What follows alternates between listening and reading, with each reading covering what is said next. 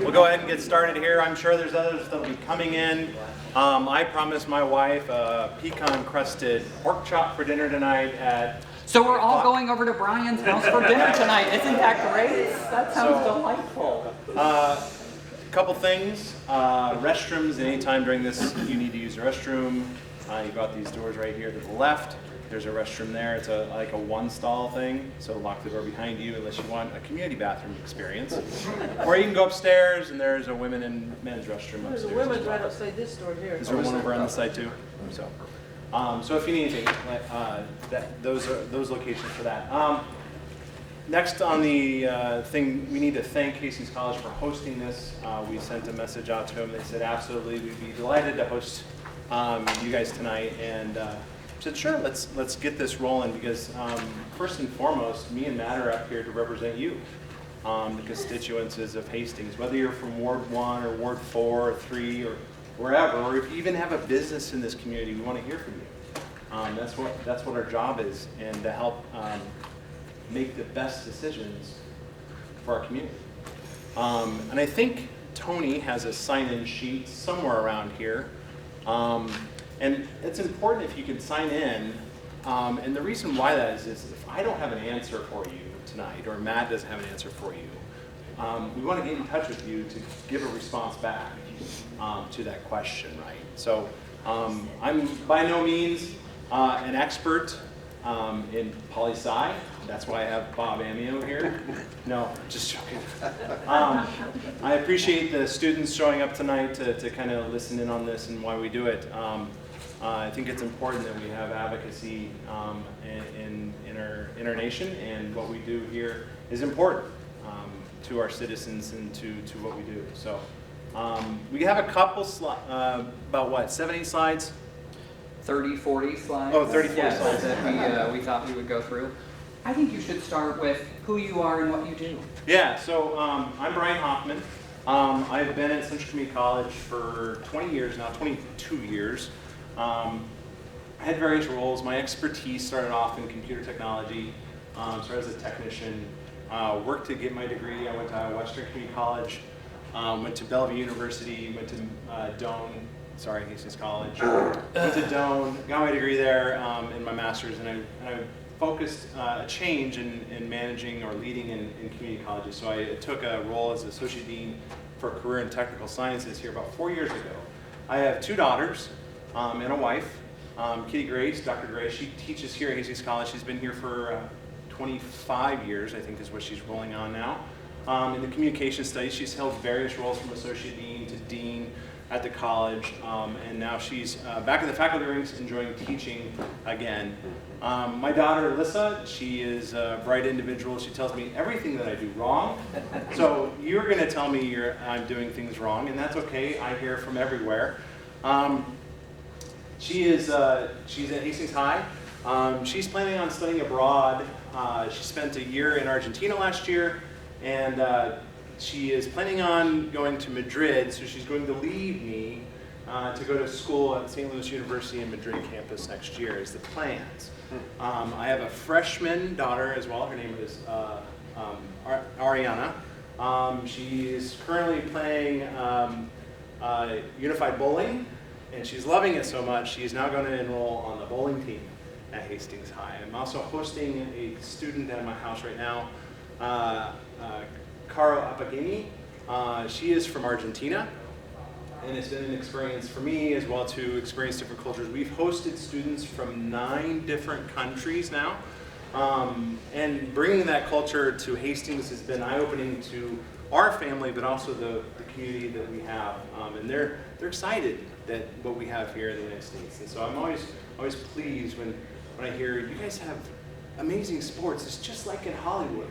And I'm like, what do you mean by that? You watch the shows, they go to high school, they have sports, this is the Friday night stuff.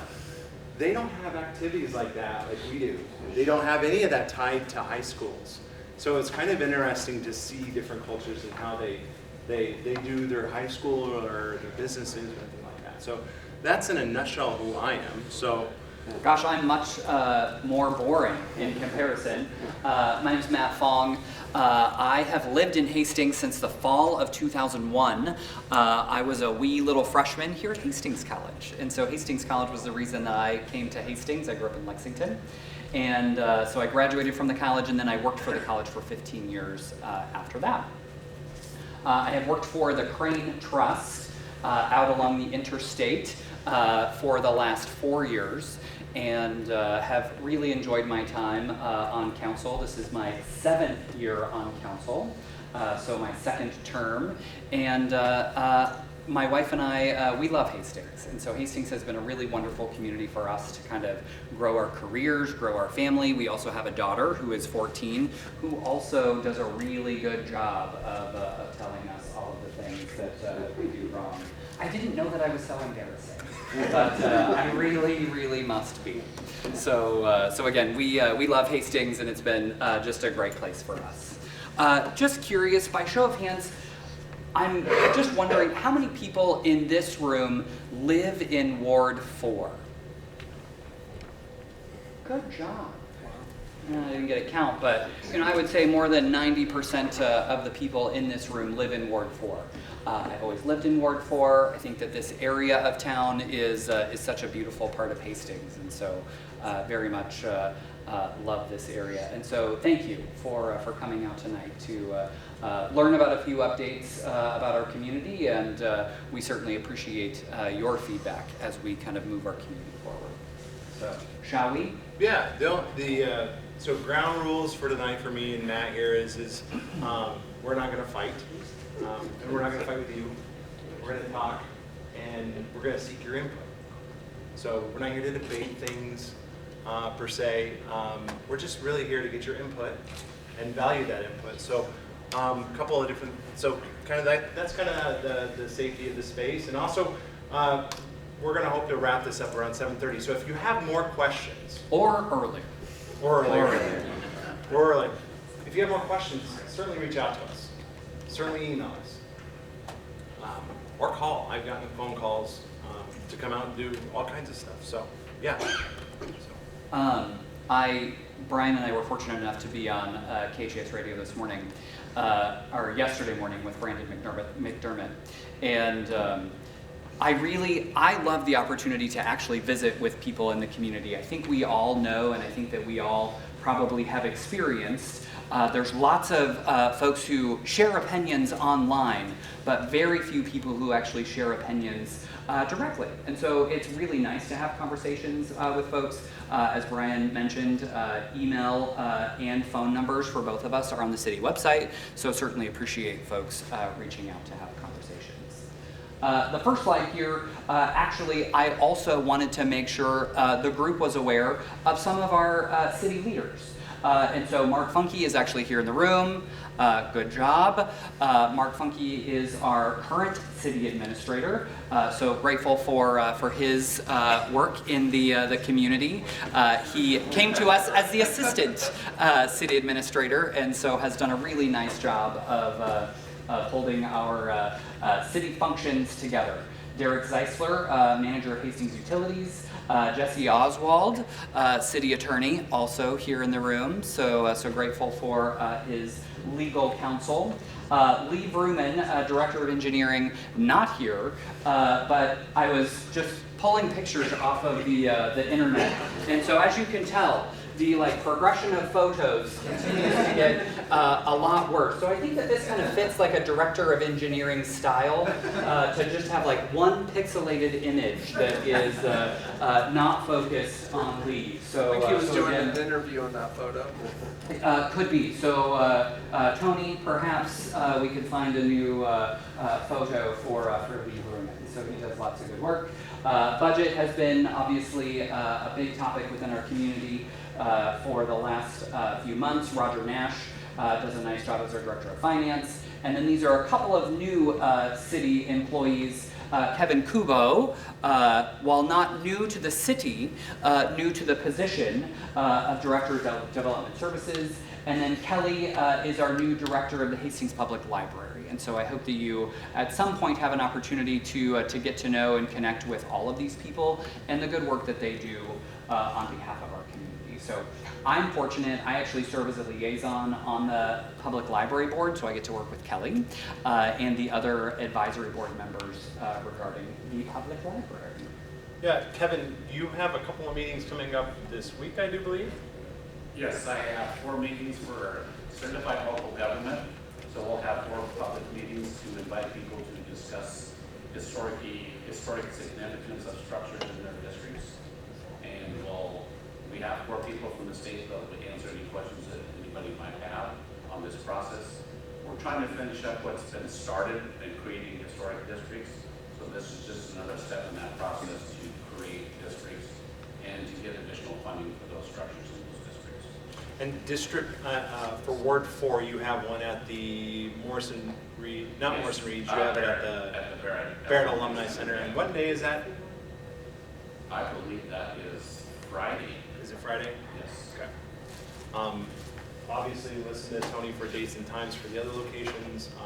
Puts it on the Facebook. I think it's actually on the newspaper too, with that information. So I just want to give that plug because it's another source of input that citizens have as an opportunity. So. Good. Thanks, Kevin. Let's start with a topic, City Hall. I'm sure many of you have been aware of our City Hall. This is a picture, it's kind of hard actually to remember what City Hall used to look like. So this is an older picture of what City Hall used to look like. The previous status, the roof was leaking. There was mold and asbestos throughout the building in a variety of locations. Some non-functional space, limited access from a handicap accessibility perspective. There were some security challenges. It was originally built in 1962 as a bank. And so, as many of you have probably driven by, there's been lots of work going on regarding City Hall. And so, early spring-ish, March-ish is kind of the anticipated time that City Hall is anticipated to be done. There will be an expanded council chambers. For those of you who have been to a city council meeting in the previous City Hall, sometimes our chambers were not large enough. And so there were often times where there were overflow, and so we'd have to use other rooms and have a live screen television that would broadcast into another room. And so it'll be nice to have a little bit of extra room there. Since we've been meeting out at the Hastings airport, it has been nice to have the additional space that the airport has provided for us. And so, again, hoping that the expanded council chambers areas will be helpful for us in the future. The same departments will be in the new City Hall that was in the previous City Hall. So that's Finance, Development Services, and City Administration. Am I forgetting anybody? No. Okay. And the roof and windows and basements have all been water sealed, so fingers crossed we don't have any continued water challenges in the future. It will all be ADA compatible, and all told at the end of the project it will be about an $8.8 million project to get that finished. And so again, fingers crossed spring. They're making such great progress here over the course of the last few months in particular. Now that all of the windows and everything are in, you can really tell that they're finally starting to make some progress inside. Brian, did you have anything else here regarding the City Hall?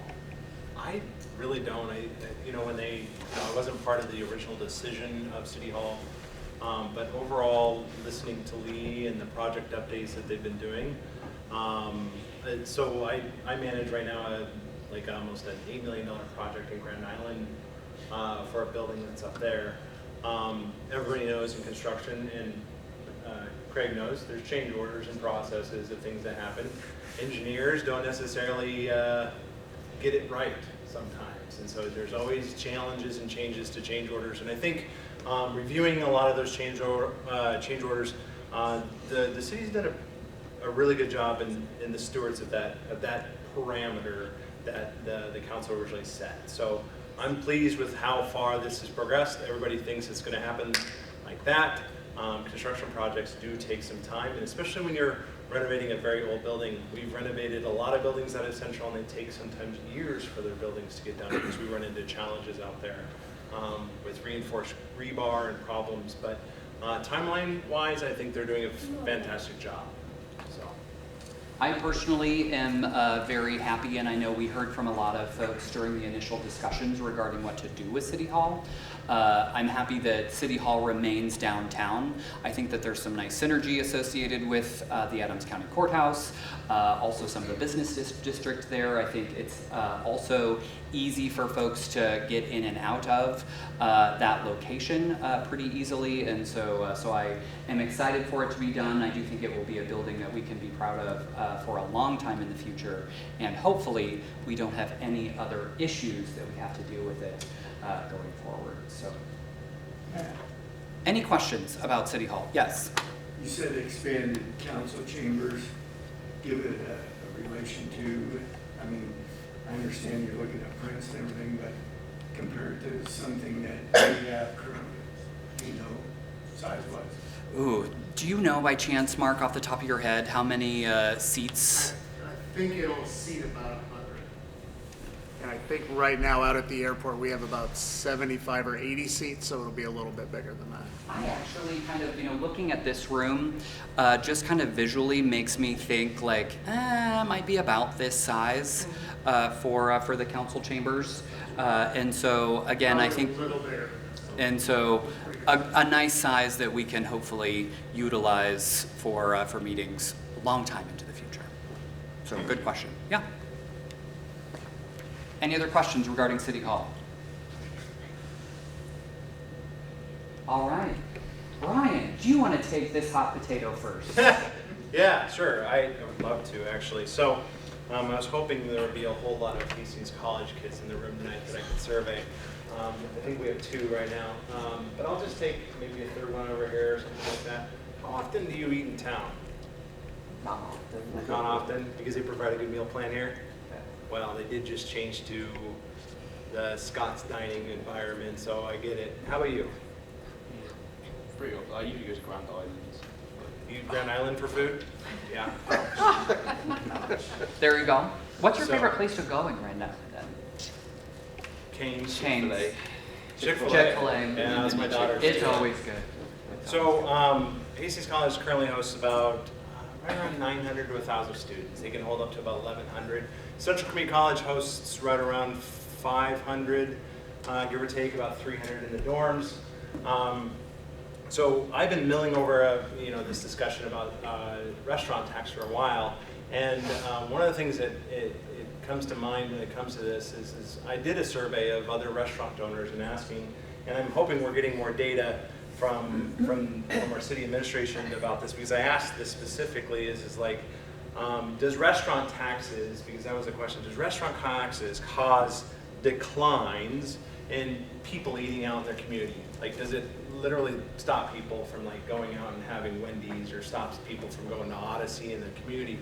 And I want that data. So I want to be able to say, hey, is it going to affect our restaurants? Because the last thing we want to do is affect our restaurants to put them out of business because of that, right? Does it have an effect? Does 1%, does 2%? I just came from a place where it's like 9.5%. And so you do have a concern when it gets that high. You're like, wow, like I'm $100, I'm paying $10 in taxes for something I just consumed, and which is gonna just rent in my body and then go away, right? So like you have that thought process in your head, but I always think that this is a consuming tax. So, and it's only on prepared food, right? It's only in our restaurants. And so when I look at Hastings College and I look at the opportunities that we have a lot of people that come from Kansas to Walmart. We have a lot of sports activities that happen in the summertime for all of our softball fields that come. We host quite a few conferences at the college. We have a lot of sporting events that come to Hastings College. Any of you guys do sports? Track? You have family that's planning to come watch you at least once or twice? Yeah. Yeah, right. So one way to offset taxes, and every community our size or greater has a restaurant tax in place, whether it's 2% or 1% or 0.5%, 0.5%, or whatever it might be. they're using that as another mechanism to get sales, to get income from those that can afford it, right? And those from outside communities that are using our services. So every time that somebody goes to Walmart on the weekend that comes from Kansas, do you think they're bringing a sack lunch with them? No. They're stopping at Wendy's, they're stopping at McDonald's, they're stopping at Back Alley, they're stopping in places in town, using our services, using our community buildings, using our streets and our roads. There is a percentage, and I've talked to two business owners in town, on the weekends, about 60% of their traffic is out of towners. Exactly. Whoa. So when I think about, do I want to tax more on property taxes, or do I want to go after something that might be a consumption tax? You know, paying $10 and paying 10 cents, or paying $100 and paying $1, has a different tone to it, right? So if I'm wealthy, right, and I can afford a $100 dinner, I'm going to pay that extra $1 in taxes or whatever it might be in that, opposed to somebody that might be in lower income or medium income that goes to Wendy's that pays $10 and will pay penny or 10 cents on that, right? So there is a consumption based on that. So the more wealthy you are, the more taxes you're going to pay because you're paying for a finer experience of dining in the community, right? So there is that piece in there that I'm like in my head saying, this is a good model to go after. And especially if I know that on weekends, softball weekends, everything else, when they order pizzas, all of that is revenue that could potentially come into our community that doesn't have to be completely offset by the citizens of Hastings. So when I think about that restaurant tax, I think, hey, is there a good way that we can capture other dollars to help offset our current deficits? Because we're not running in a good space right now. This is a piece of the pie that can help with that solution in spaces that other communities can help provide. Okay, and it is common in other communities. Some communities do it to the baseline. We've had discussions as council. We had our summit. We said, hey, is this something we wish to allocate in a space of like a specific project? Me and Mark actually talked about this a little bit. We want to say it's just for this.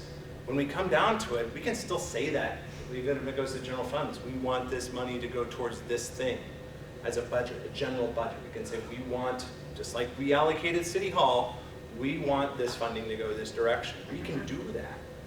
If we limit it to things, like we say, it has a restricted fund balance to it, we're less agile to move on those things that we wish to do in our community. So, can we restrict the funds? Yes. Do we want to restrict the funds? In my mind, no. It gives us the ability to do things when we run into cash crunches, or we have this other great thing we want to do in our community, right? So, it does help defray the $2 million debt that we're running every year. We're dipping into our reserves. We're not in a good space right now with that. So I think this is a good method of addressing our revenue to our community. Now, I'm still obviously, and I've talked with our administrator, we still have things to do when it looks to cutting our budgets, refining our budgets. There's still things that we can do, and it takes time to do those things. But I'm for it on the grounds that other people are paying revenue to our community in that aspect. Do I want to offset property taxes? Maybe, because that's one of the biggest contentions in our community is property taxes. And we're not the ones that take the most, I'll tell you that much. Our schools do, which I'll always pay for school and education, but anyway, that's my own personal philosophy. But Matt brought up an example of different taxes in different areas. I went to Boulder, Colorado. I think it was 9.5%. They spell it all out. And actually it's getting a little bit more confusing in communities too on this sales tax. They can tax specific areas So like across the street, the tax might not be there, but in this area, the tax is there. I think the Good Life tax is one that might be moving on that philosophy that has that. It's just weird, like if two different dining establishments have two different taxes, that would be complicated in itself. But I think a restaurant tax, a flat restaurant tax, is appropriate to help our community. So you can see Kearney and Grand Island and the other locations that have them as well. So that's my kind of general thinking about it. So when you go to Chick-fil-A in Grand Island, you're already paying 1.5% in restaurant tax. I never noticed it. Never even noticed it. You didn't ever see it, no. So this was, I thought, a helpful kind of graphic that was presented during one of our city council work sessions that basically just kind of outlines. So if we start here at 1%, 1.5 to 2.5%, how much revenue based on the last couple of years would be derived for the community in each of those years if we would have had a restaurant tax in place. So then again, you could forecast what that would look like, hopefully, going forward into the future. So again, you can see Kearney has 1%, Grand Island has 1.5, Fremont 1%, La Vista 1%, Lincoln 2%, Omaha 2.5%. So you can kind of see where other communities are. Amazing to me to see what revenue is being derived by Grand Island at 1.5%, 3.2 million. And so amazing to see those dollars going into their city budgets to help offset or defray or fund other parts of their community. What do you think? So Grand Island Chick-fil-A opened up, right? What do you think their annual revenue is on just day-to-day bringing in cheeseburgers, fries? I'm not asking. Anybody have an idea what that might be for one restaurant? Let's say they bring in $1 million. They're getting 1% of $1 million, which is not, probably a lot more than that. I would say they're probably bringing in $1 million a month. So like revenue-based, cash across the street, across in their register, probably 12 million, let's say. So they're getting $120,000 from Chick-fil-A in sales and restaurant taxes. So one new store, $120,000 in revenue taxes for the city to use. So They have a district tax too. do they? Yeah, they have the Good Life tax. I think that's up in that area. I There's know 3 that. taxes, Yeah, state, city, and they have the state fair too, right? restaurant. What So- about like Russ's or Walmart that provide dinners that a lot of people go pick up? Is that included in the restaurant tax? We asked that at our last session, and I don't know if we've gotten that answer yet. If like the counter services at Russ's, like they have the nice. The General cafes. rule is if they pay sales tax now, then yes, probably the restaurant tax applies to them. If they're coded as that, right? So that's the other thing. It's a weird, like, we don't have it on the slide, but there's like 7 codes that when you are applying as a business, those 7 or 8 codes determine whether you're considered in that tax bracket.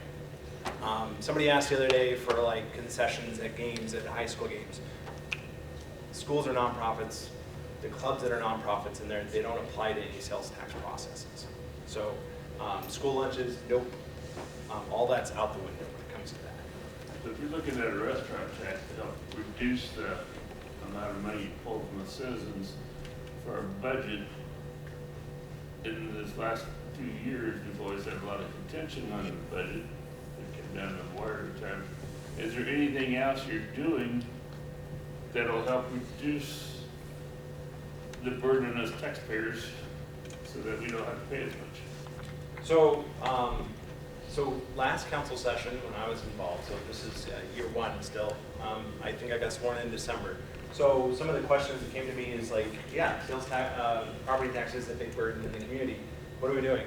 So one of the things I work with, like, and we talked with Mark as a summit, is like, we're not interested in raising the tax levy.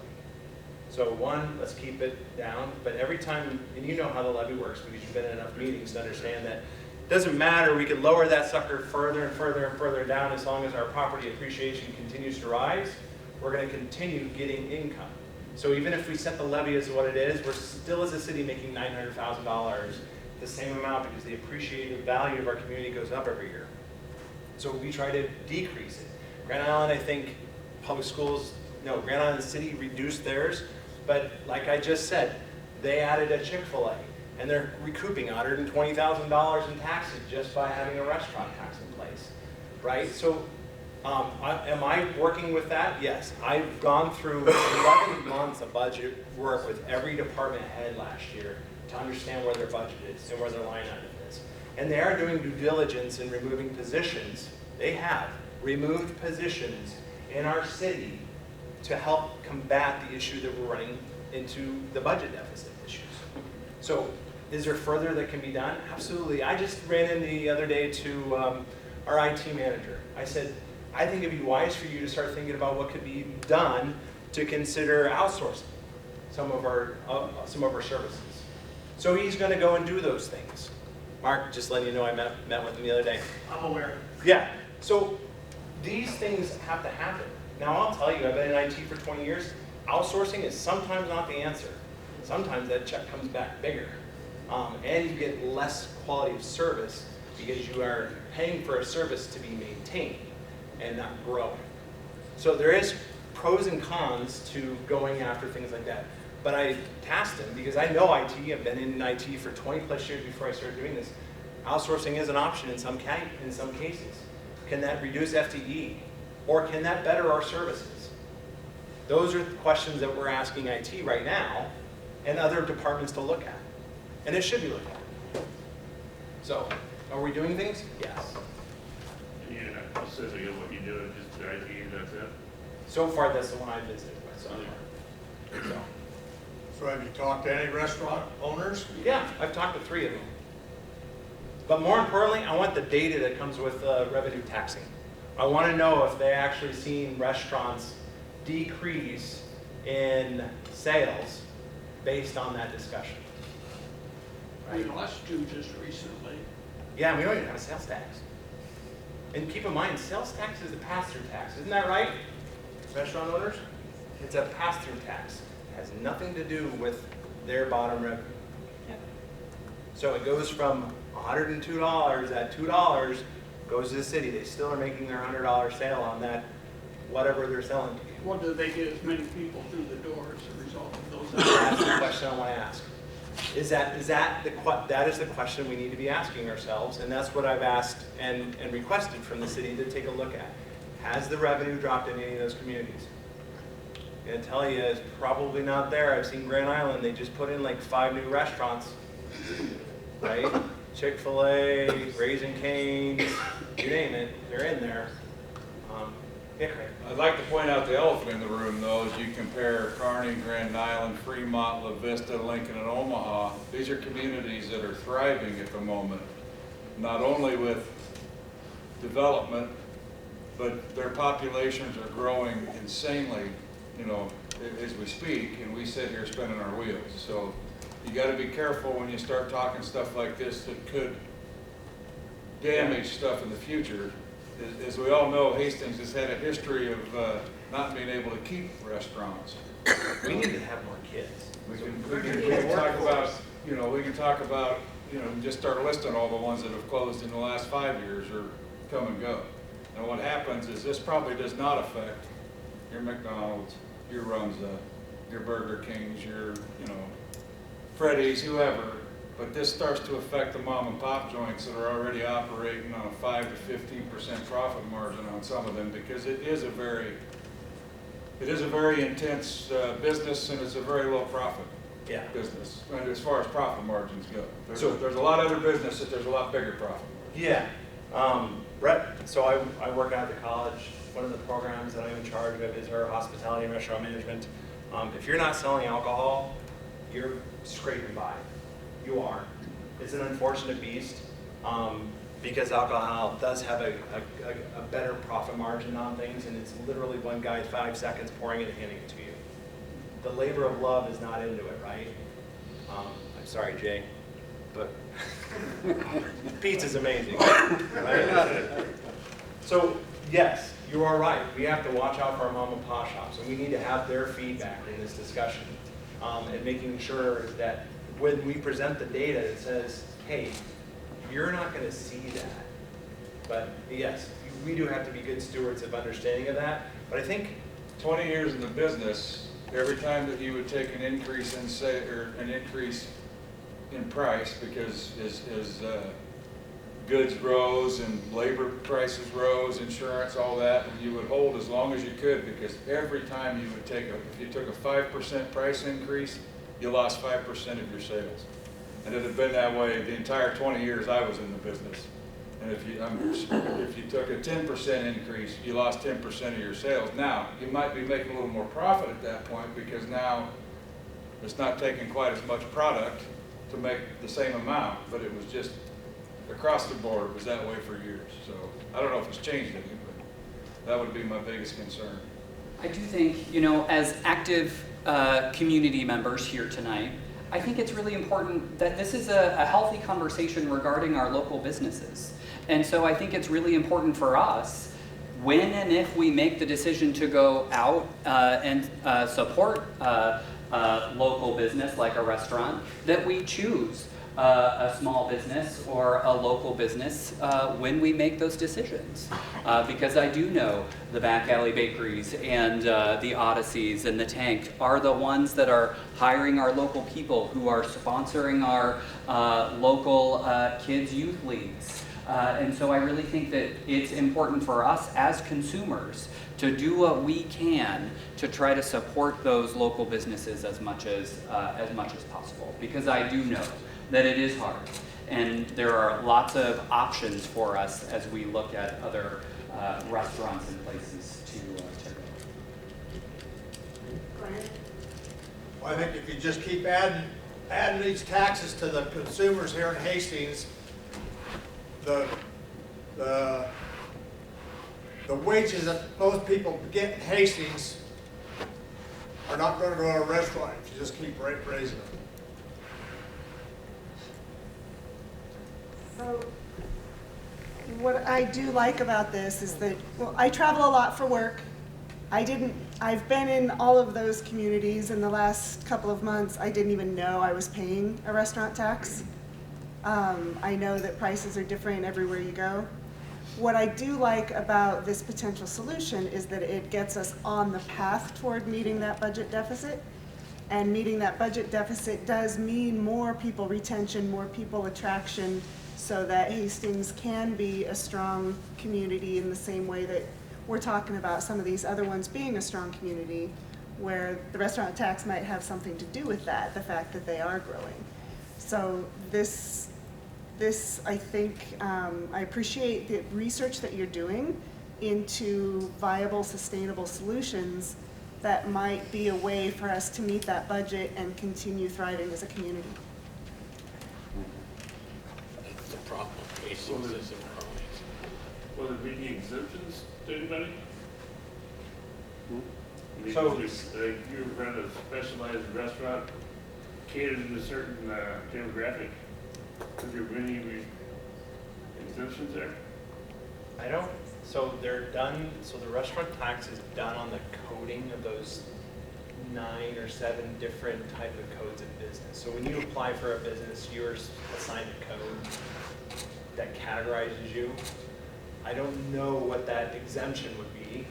Like, we want to exempt our local non-franchisees, right? Or what are you thinking about, like that type of I exemption? know the new corporate restaurant here in town, it's the Village Diner. Very reasonable, they cater to old people like us. And I'm thinking a 1-2% increase in the fees is gonna kill them. Is that out of Good Sam? Yeah, Good Sam. I've never been there, so Yeah, I should try it. Good? Yeah, good, real cheap. But they cater to old people. Yeah, so like, the question would be, is they exist under like a 503C program I or have something no like idea. that? Right, so that would be the question. Appreciate you looked into it. Yeah. I hate to see that place close. Right. several hundred people a day go through there. And it is good food there too. I bet you it's not as good as Taco Tuesday buffet. You know what, it's better than anything in downtown. No, Taco Tuesday buffet is amazing. So, any other feedback on restaurant tax? You have to realize we're getting rid of the penny. So what's gonna happen? It'll take a long time to get rid of it. I'm just saying, what's gonna happen to the, Yeah. instead of having 98 cents, it's gonna have to be $1. It's like the gas thing. You ever notice that like little Yeah. other 9 on there? You're automatically paying that extra penny.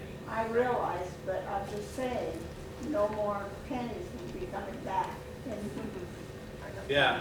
so you have to look I at don't- it that good way. question, It's gonna go up good a question. nickel, it's I don't gonna go know. up a dime. I wonder whatever how it is. long will it take for like the penny to cycle out? I don't know, I'm I don't just know. saying, think of that Oh. too. Yeah. Yeah. Does Hastings have a city hotel tax? Do visitors that come play pay Yes. tax? Yes, we do have an occupational tax. How much is that? There are hotels, 3%. 3%, and that goes to the, portion of that goes to the Adams County Visitor Bureau. It's split between the museum and convention and visitor bureau. Yeah. Thank So you. currently taxing our hotels. Taxing our visitors. Any other topics on sales tax? Not sales tax, restaurant tax. Yeah, Mark. Is it much of a burden to the restaurant owners to collect, keep track of, and then send in a check? Or is it pretty much all computerized and it's no big deal? Not being a restaurant owner, I think about bureaucracy and more needing to be on top of an extra thing to take care of. Or is that not really a big deal to a restaurant owner? Or have you heard? I haven't heard. And if there's a restaurant owner in here that can answer that question, my guess would be you're paying your 7%. You might have to pay, I don't know, is it 5, 6%? I think that's what it is. Is it 5, 6% restaurant tax right now? I think so. 7? I think it's part of the sales tax form 10. I think Yeah, it's just, and then- instead of 7%, it'll be 8%. And then we get the funding back from the state and they pay that? No, What do you get? No, the restaurant tax comes Restaurants is paid directly Yeah. to the city of Hastings, so it Sales would be a tax separate does. form. But in the proposed ordinance, there is a 2% deduction that restaurant owners can take in order to offset costs they incur for figuring that out and submitting that form. A 2% reduction. Yes, deduction. To the restaurant. To the restaurant of the percentage that they collect.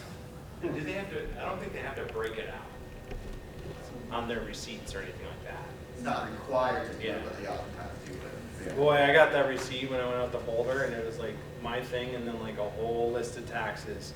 It was crazy. And then it went to the next place, it was just one line. And it said tax, it didn't actually say the percentage. So, good to know. Thanks for educating me on Every that. city I've went to since we proposed this restaurant tax, I've collected receipts on when I went to a restaurant. And every city I've went to has it broken down. It'll say on there your state sales tax, your city sales tax, and then some of them call it an occupation tax. Some of them call it a special tax. But it is broken down on your receipt. That way there's some transparency.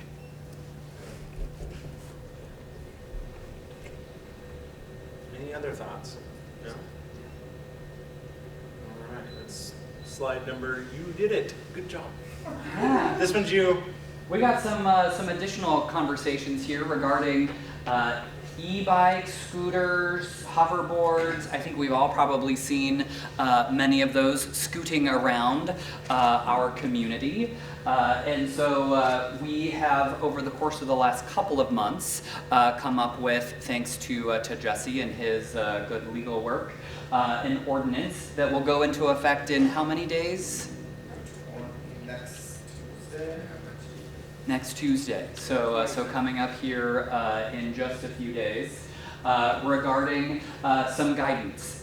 So we worked a lot with Hastings Police Department on trying to figure out what's the best way to kind of try to regulate these devices to keep the users safe, but then also to keep the drivers and walkers safe when we're all kind of trying to peacefully coexist in those driven areas. So just a few definitions I put up here. So lightweight e-scooter, hoverboard, e-bike, electronic personal assistive mobility device. I think there are lots of different versions of these that I think we've all seen. The one that is most perplexing to me is just the one wheel that you stand on and how you don't fall off. And so I do so part of the reason why this has been a little challenging to regulate is they change so quickly. And so the new technology associated with these types of e-devices kind of comes out pretty frequently. And so trying to figure out the best ways to regulate them when we don't actually know what the next device will look like. So again, some definitions here of what some of those options are. So with our ordinance, again, Jesse did a nice job because there's not a lot of other ordinances to guide off of in other communities throughout the state. So we really are a little bit of a trailblazer here in our guidance for these types of devices in our community. So these are a few things that is included in our ordinance. So they are not allowed on streets with posted speed limits above 25 miles an hour. So that would mean like Burlington. So when you're cruising 35 up and down Burlington, or 45 as you get farther out of town, those e-devices would not be allowed on Burlington. It is lawful to ride on the hike and bike trails. Speed is posted to be at a safe and reasonable level. So again, if we know or we see or we report, or Hastings Police Department reports that there's somebody who's traveling at 55 miles an hour on an e-scooter on the hike and bike trail, we know that's probably not a safe or reasonable speed. And so again, a nice way for us to kind of regulate that. Shall obey traffic laws, shall signal turns with hand signals, and when riding at night, a front white light and a back red light are to be included on those devices. So again, because they are electronic, they're also very quiet. And so it can be hard to see and know that they're there. And so I do think that the lights at night are important. This is just kind of a little overview of the offenses and kind of the fee schedule associated with that. So first offense, second offense, and third offense, and successive offenses, we hope not. But there is an option for a police officer to apprehend and impound if they need to. And so again, trying to figure out the right ways to both educate, but then also provide some punishments associated with doing wrong based on some of these ordinances. So those fines, do they go through the court system? I'm sorry? So the fines, would that mean that they'll go through the court system? The fines do go through Adams County courts, correct? Yeah, I do remember we had that conversation. Again, one of the goals with this that Chief Story was really stressed a lot of this is not necessarily going out and just trying to go and ticket all of the users of these electronic devices, but trying to do a good job of helping to educate the users on how to use them properly and safely. And so looking at trying to provide some of the education on this in schools. So we do see my own personal experience, there are a lot of young people who are using these and trying to figure out what the best way is to educate them about, again, how to keep themselves safe, and then also the other automobile users throughout the community. This is one map that I just pulled up here that does kind of show, and I'm sorry it's a little pixelated, but the red lines here are the streets in town where they would be prohibited from being used. business district, also where they're prohibited from using sidewalks. And so you can see downtown in that area. And then the blue is actually the city limits surrounding the community there. So Brian, I know you had a lot of input on this process. Yeah. Anything else you'd like to add here? We did some last minute adjustments thanks to Jesse and some of the things that we did to accommodate some of the questions that we had. I worked with Brad Consbrook on some things. I worked with Mike on some things. We had some good discussions because people are using these for transportation, not just like on the vehicle. Like they're using it to get to work and things too. So we wanted to be conscious of that. But first, like the main thing that we wanted to make sure is public safety in our youth is probably the most thing that I was advocating for, because we as adults have a hard enough time trying to figure out, is this right, left, or is this stop, right, on a bicycle? How many actually have seen that in Hastings? How many have used it? Right. So A few. Good job. Keep it up. Keep it yeah, up. it's your left. Good work. So ask yourself, do you all remember in grade school stop, drop, and roll? Yeah. So these are great things that we can educate our population with and help like Hastings College students, help elementary students realize that there's rules and there's laws to our traffic. We have a lot of bicyclists in town, some pretty, we have Olympic bicyclists in this community that's rode in on bicycles in this community. And they say it's a little dangerous because people are not paying attention to bicyclists that do have a right-of-way, right?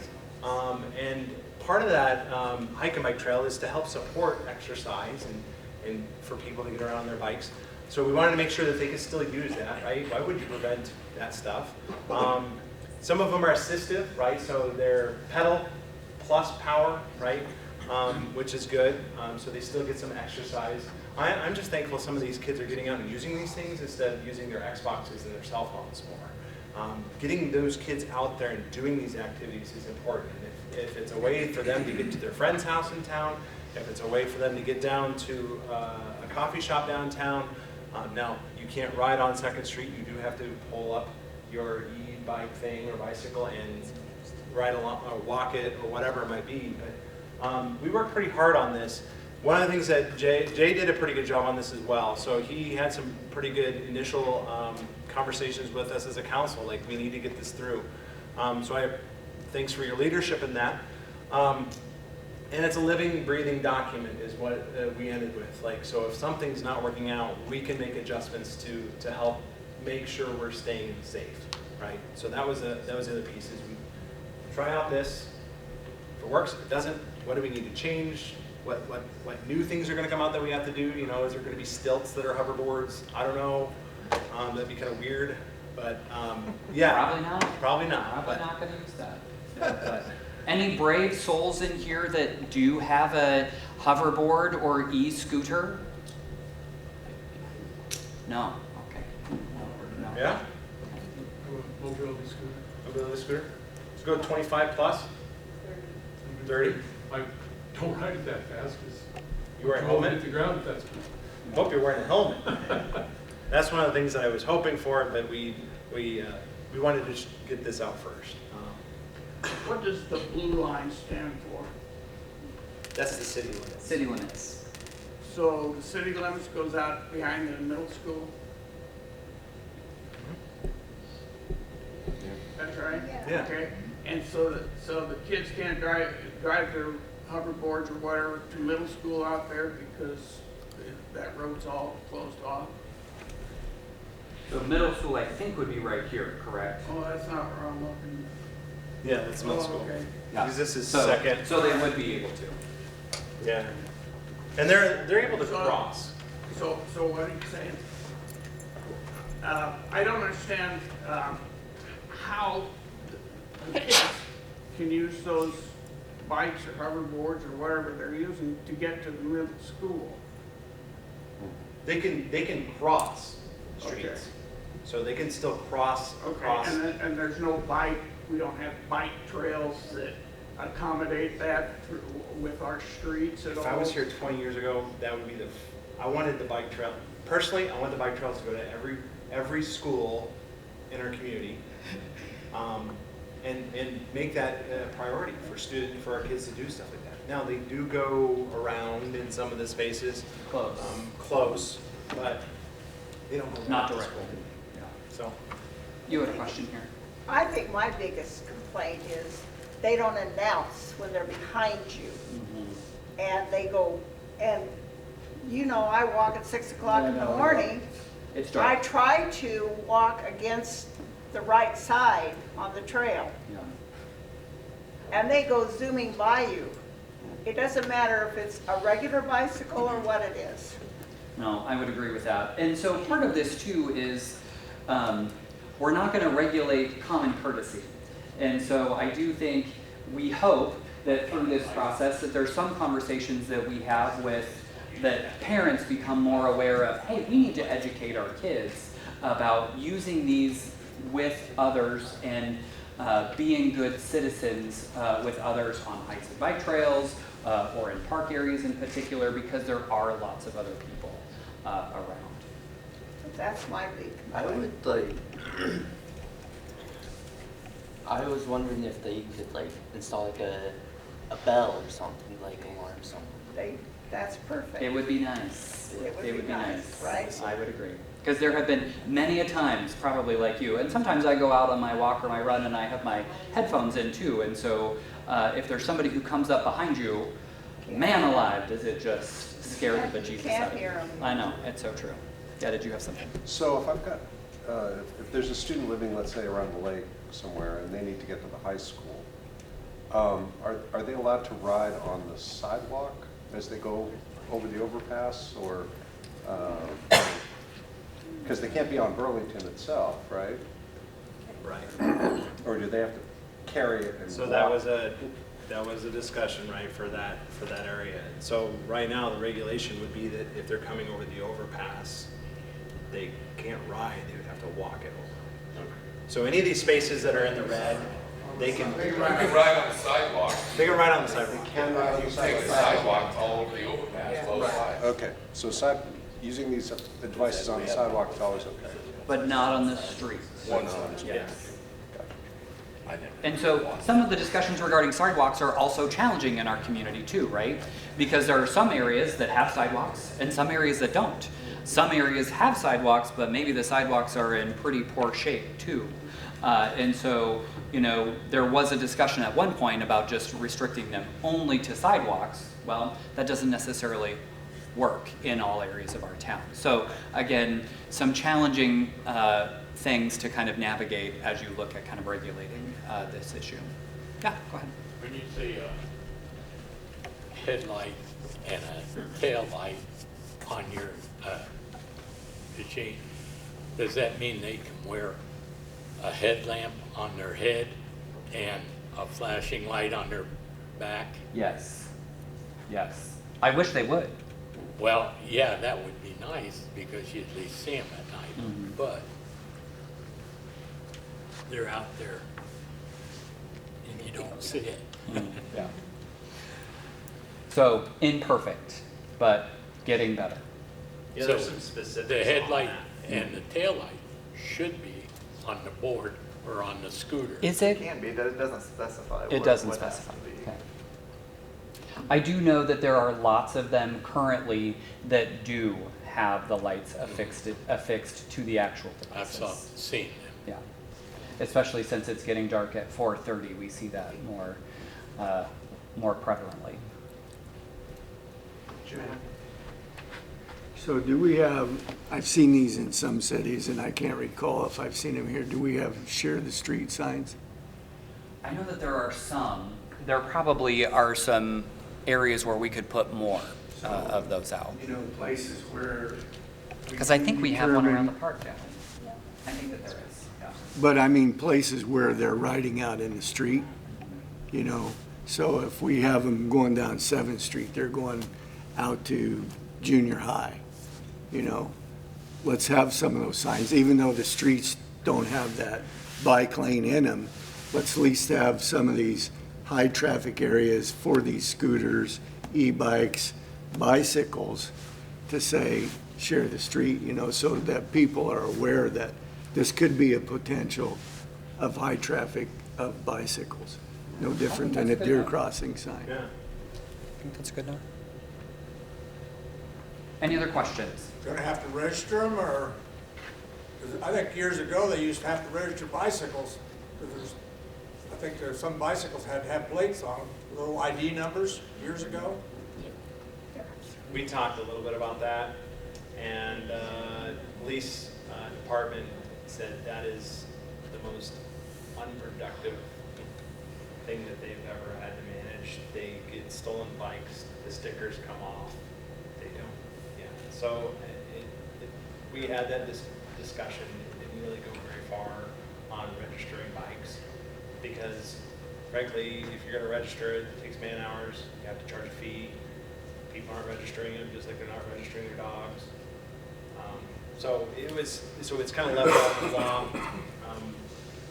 I encourage you, it helps locating stuff, but right now it's not something that is in the law for it.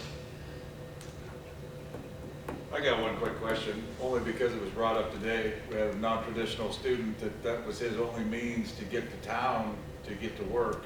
Yeah. And he lives on campus.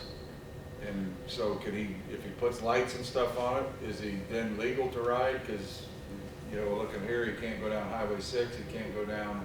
Not supposed to. And so he was, you know, just talking today about, didn't know how he was gonna get to and from work. And he works at Ampride South, so it's quite a jaunt. And so like bicyclists, they can still do it, right? They can still be on the highways. You know, I'll tell you how many times I've seen the city police out at CCC, and that's because we have security out there. You know, I hope, you know, we give people like that the common courtesy of like, hey, this is my only transportation, that we let them continue with what they're doing.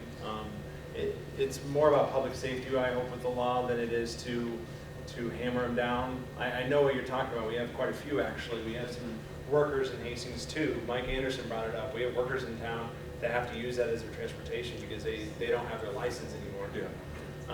So, I get where you're at with that, Craig, and I wish we had a bike path to and from the college to the city, but right now we don't. So, I would say be careful. It's on the list. Right? On the list. We do have a few more topics to cover. 20 minutes left. I think we can do it. Quiet crossings. This is just kind of a little update. I think many of you have probably seen the progress that is being made on the quiet crossings. So summer of 26, the last two, is that correct? Elm Street and Colorado Avenue will be completed, and so the goal is for the Quiet Crossings project to be initiated by the end of 26. And so quiet crossings don't take effect until all of the crossings are completed. So even though there have been many of these completed, oh, the pointer just like disappears on that screen already, it doesn't matter. So the quiet crossings are not initiated until all of them are completed. As many of you know, probably the last one will be the most complex. Elm Street will be a little bit of a bigger intersection to try to work through, and so again, a bigger one to accomplish there. So. Any questions about that? Yeah, in the back. Will the roundabout be coming at the same time as our crossing on Elm Street is coming? Look at that. Just, our Because we're next pretty topic. trapped over there in our area sometimes. They're just slow. So no, not completely. And so the quiet crossings will be completed first. There's still more work to do on the roundabout and the Highway 6 project. So they don't happen exactly at the same time. Okay. Yeah. So the quiet crossing will be done before to get the roundabout in, so Correct. Elm Street will be closed 2 times. Yep. Months. Probably. Yes. Yes. Yes. So make sure you visit Lorenzo on Elm Street. It would be nice. That's a tricky intersection. Other questions? Highway 6, do you want to start with this one? Yeah, I've been, Bill Heisman was our campus president a long time ago at CCC. We all thought he was nuts when he introduced a roundabout to our campus, because nobody would ever understand it. People would have accidents all over the place, and we as employees yelled at Bill Heisman for putting in roundabouts. Believe it or not, we've had them out there for 10 years, and we have students, and they're the best drivers in the world, right? And we don't have accidents out there. Why? Because it's a pretty easy understanding of how you enter a roundabout, and usually when people don't understand them, guess what? They drive slower. They don't drive faster through them. So we at the college are talking about, you know, some of the things, how our students are going to get to campus when all the roundabouts or the corner changes on Showboat and 6 happen as well, and that's in the second phase. One thing I would say about a roundabout in this location is a lot of people had this theory that if we left it as what it is, everybody like, you know, the way it is like we assume that there's 2 roads there, right? Like right next to Eldon's, that we kind of like squeeze over to turn right to go north on Elm. But then you get that guy that just takes up both. You're like, why are you in the way? Blah blah blah. Well, there is going to be some better traffic from that Eldon spot. That there's a 2-lane. So there's a 2-lane that's coming in there. It goes when you can go straight, right? And then you can also go right towards the tracks, right? So there is a 2-lane progress that's in there. So congestion, theoretically, and I'm not an engineer by any means. The state has engineers, smart people. We assume they're smart, right? Because they're engineers. They're hired to do a job. Believe that the traffic is going to flow better because you can still go around them on that second lane of the roundabout and still go down South Street. You can still go another direction. But if you have somebody blocking that on Highway 6 and wanting to go right, now I hope the common courtesy is to continue, because we all look down there and we straight go, oh, well, I'm not turning right. I'm still going to go straight and I'm going to go into the underpass, which is still an option. Still an option for all of us if the train's sitting there. But I think it's going to be a great project in my mind. You can see it, yeah, actually, it's right there, right? So if this sucker gets backed up because people are going that way, right, heading towards college, Lorenzo, this one will still go through and flow, still traffic. So I personally think this is an improvement over what we have right now in that space. What about truck traffic? How does the truck traffic handle that same way they can make it around? So the truck traffic is technically not supposed to go through this space. The idea is that they're going to hit that J Street and go south and around, but they won't. They'll still go through it. I'm a truck driver. They're going to take the shortest route. That's what they're paid. Are we gonna have the curb? You'll have, so like a curb, like a little relief spot? No, by Ponchatoula. No, that is going out. No, the curve would, in this graphic, the curve would be here. And so that curve is taken out. Yeah. What about the train traffic? I've already sat by that track on Elm Street for 20, 30 minutes. I even stopped and went in the thrift store there because I was killing so much time. Where does all this traffic go when it backs up all that ways? So that's kind of what Brian was talking about here, is that's why that there's a 2-lane here that's supposed to allow for traffic to back up if needs for waiting for trains. Yeah. This will still, this route right here will still be allowing you to go down South Street without it being backed up at the current intersection where it will be. A lot of us are just right on the other side of the track. Yeah. Or on the other side of it. can go clear around the block to go to Rouse. Well, if there's a train there, you are. Mark, do I have this number listed correctly? About 45,000. Million? 45 million. I wish it. And is estimated completion still looking at 27? Yes. Yes. Okay. So I think we've all probably seen that there has been a lot of utility work that's been done up and down Highway 6 and in this area over the course of the last year. The Nebraska Department of Transportation is opening bids actually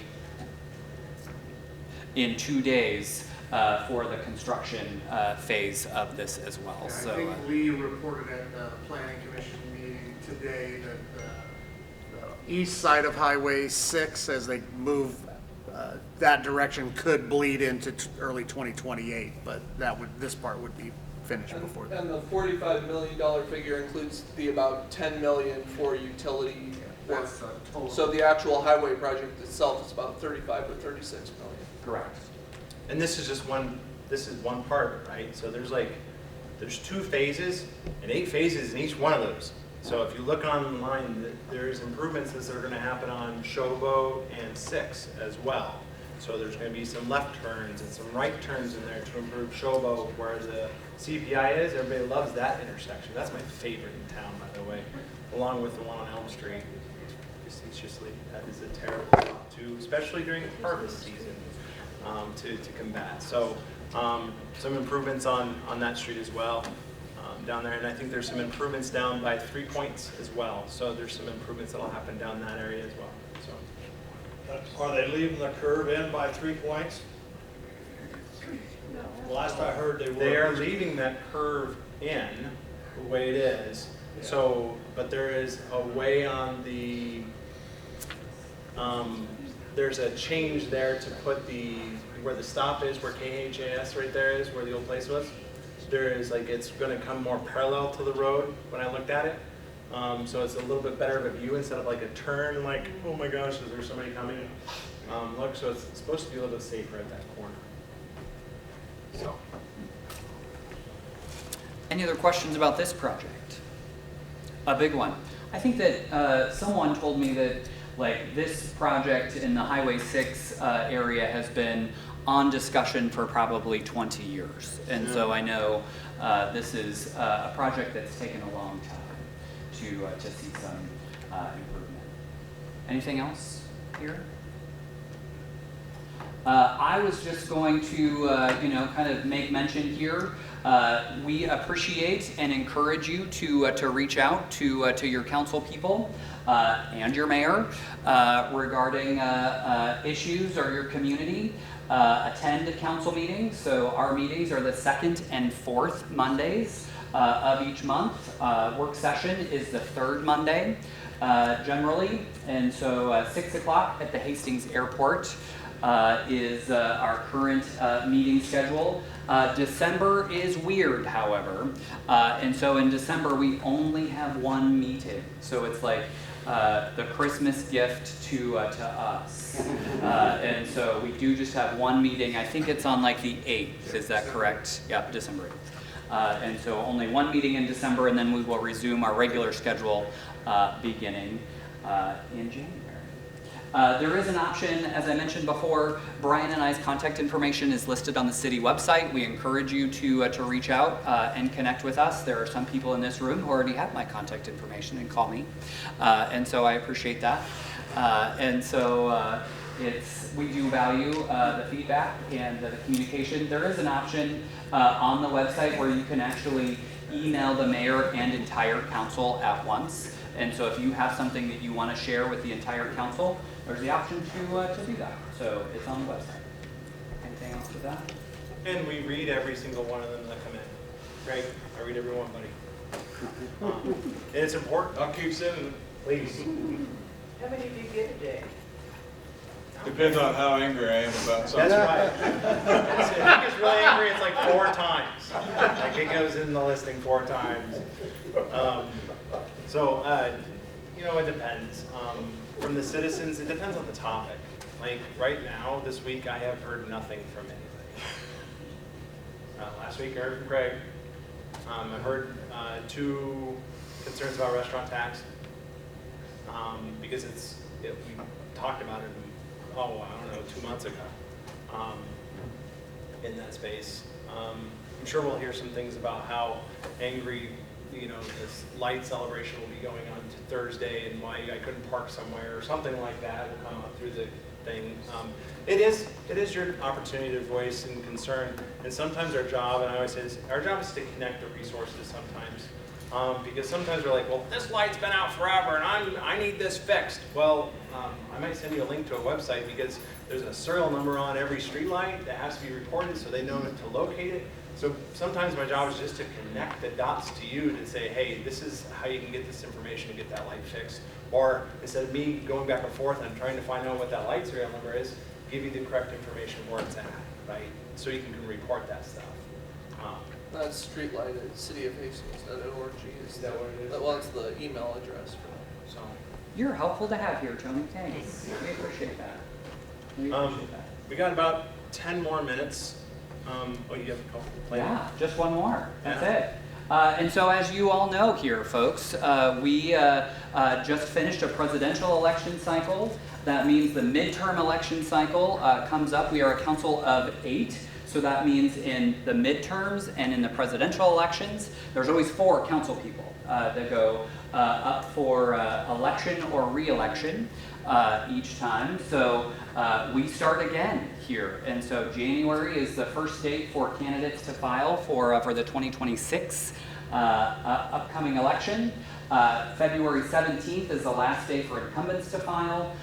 Non-incumbents have until March 2nd to file. Primary election is May 12th, and the general election is coming up on November 3rd. So do encourage those who might have passion and want to see our community to continue to thrive, to run for office. And so I think, as I mentioned before, this is my second term in office. I will not be running for re-election coming up, so this would be my election cycle, so I will not be running again. So there will be a spot available in Ward 4. And so if you would like to run for Ward 4, certainly happy to visit with you about that. But we need more people who are focused on a positive future for our community. And so I certainly hope that there are people who are interested and willing to do so. I know I have really appreciated the opportunity to serve you all in my community. It's a really wonderful experience, most of the time. There's also opportunities, not just in the general election, there's opportunities all the time to serve in this community. So if you want to be on some type of planning and zoning, tree board, library board, there's a lot of opportunities. There's an application on the website to submit for that. I would say it's one of the best ways to get yourself involved in some type of civic engagement. Jay receives and Mark receives all those applications. They're thoroughly read to look at the expertise that you may have to be able to provide to those different boards. And some of you might be like, well, I don't know. Well, think about what you want to be part of. And maybe you have it in talent on taxes or easements or things like that that might get you into planning and zoning or CRA or something like that. So please, if you have it, submit an application, say which ones you'd like to be. It's okay to have a pool of candidates and a list to be able to pull from when somebody leaves those boards. That's a big piece in there as well. So, and I won't just say this, we have a lot of nonprofits in this community that needs boards as well. We have a lot of unfilled positions or boards that have like 5 people on them and they're working boards and they need like 12 people to help.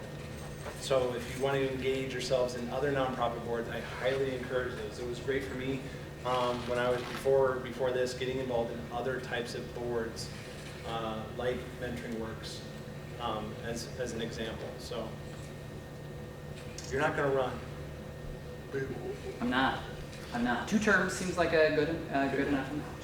So, thank you for coming out today. We really appreciate the opportunity to connect with you all. Myself, Brian, I think probably the mayor, Mark, Jesse, Kevin, everybody will probably stick around for a few more minutes. If you have any other questions, you're welcome. to stick around and ask. But again, we appreciate you coming out tonight, and 3 cheers to Hastings.